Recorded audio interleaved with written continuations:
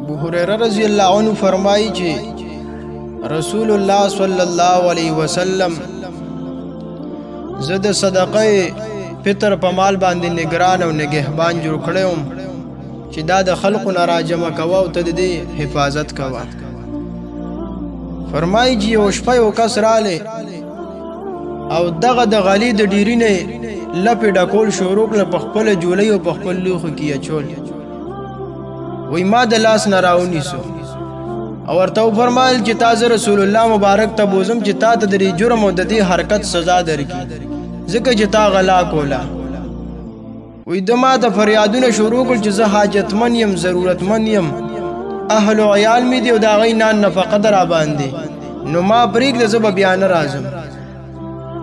ابو هريره رضی الله عنه فرمایي چې ما ته په ده باندې رحم او ترس رالی نو ما پرېښوده. وی سبا ته راته نبی کریم صلی الله علیه وسلم فرمایل چې ابو هريره بیګا د شپې هغه قیدي سره تاسو وکړل.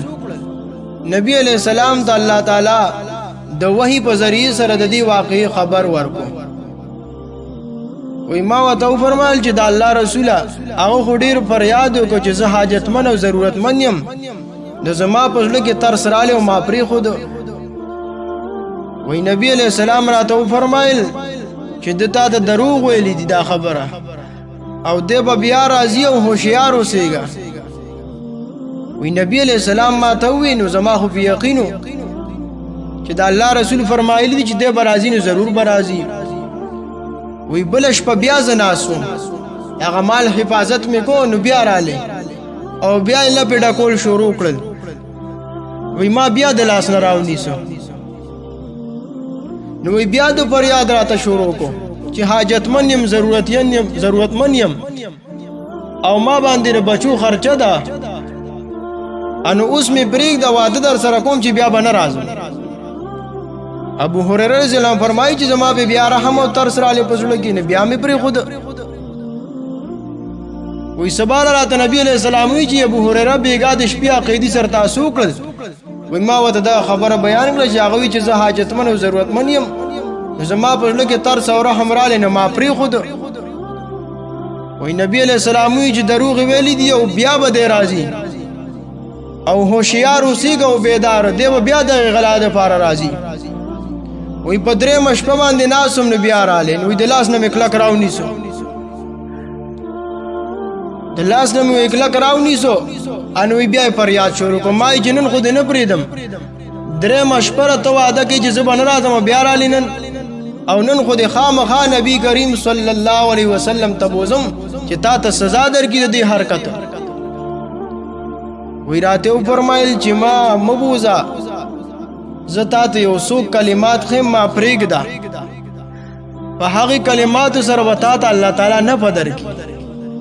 او بیا راته وفرمایل چې کله خپلې بسترې ته راشي انو الله لا اله الا هو الحي القیوم آیت الکرسی د اخر پر ورته ولوستله. ورته وی دا وایه الله تعالی به تا ته په دې سره نفع او خیر درکړي. او چې بسترې ته راشي او دا ووایي الله تعالی به تا دپاره یو نگران فرشته ستا د حفاظت دپاره مقرر کړي او د هر یو شیطان انسی او جنی نه او د هر دنیاوي او د اخروي شر نه او د اذیت نه او د تکلیف نه بستا هغه فرشته حفاظت کوي د الله په حکم سره. بس وی ما پرېښوده. وی نبی علیہ السلام راته وی چې ابو هريره بیګا شپه دې عقیدي سره څه وکړل. وی ما ورته وی چې د الله حبیب هغه خو ما ته څه کلمات وښودل او راته وی چې په دې سره به الله تعالی تا ته نفع درکوي نو ما پرېښوده. وی نبی علیہ السلام وفرمایل چې ابو هريره کلمات دې خو ته ټیک ښولی دي، کلمات خو رښتینی کلمات دي، حق او سچ کلمات دي، لیکن دا د چې کوم خپل عذر بیانو چې زه حاجتمن یم، ضرورتمن یم او زما بچي دي او په ما باندې د هغوی خرچه وي په دې کې دی دروغجن و. بیا راته نبی علیہ السلام وی چې ابو هريره تا ته پته ده دا 3 شپې تا چا سره کلام او خطاب وکړو؟ ما چې د الله رسوله ما ته پته نشته. وی راته وی چې دا ابلیس شیطان دا 3 شپې چې تا چا سره خطاب وکړو نو دا ابلیس راغلی عزیزانو د دینه معلومه شو چې آیت الکرسی د جانی او مالی حفاظت لپاره یو قوي قله ده. حدیث کې راغلی دی څوک چې سحر آیت الکرسی وای او ورسره د سوره مومن د آیاتونه درې وای حامیم تنزيل الكتاب من الله العزيز العليم غافر الذنب وقابل التوب شديد العقاب ذي الطول لا اله الا هو اليه المصير. څوک چې آیت الکرسی وای او د سوره مومن دغه آیاتونه وای د سحر نه والی د ماخامه پوری الله تعالی به د حفاظت کوي د هر یو شر نه. چې څوک ماخام وای د سحر پوری به الله تعالی د هر شر نه حفاظت کوي. ابی ابن کعب رضی الله عنه چاته چې اقرأ هذه الامه ویل شي د امت لوی کاری دی. نبی علیہ السلام د یو پیر تاسو کو یا ابو المنذر دا کنیت د ابی ابن کعب رضی الله عنه و استا په نظمانه په قران کې د ټولو نه عظیم آیت کم یو دی. نو ما وی چې د الله رسوله ما ته پته نشته د ادب په تور باندې دا وی. عموما بداسي کېدل چې نبی علیہ السلام صحابه ته تاسو ته پلان کیسه پته ده. نبی علیہ السلام بیا په خپل باندې داغي جواب ورکو چې خبره داسې ده. نبی علیہ السلام دنه تاسو کو چې ستا په نظمانه عظیم آیت په قران شریف کې کم یو دی. نو ما وته وی چې ما ته پته نشته په دویم ځل بیا تاسو کو نو ما وته وی چې آیت الکرسی وی نبی علیہ السلام زما په سینه باندې داسې لاس کې خود او راته وی چې ستا علم دې تا ته مبارک وي. یعنی تا ټکو وی ټولو نه عظیم آیت په قران مجید کې د آیت الکرسی ده.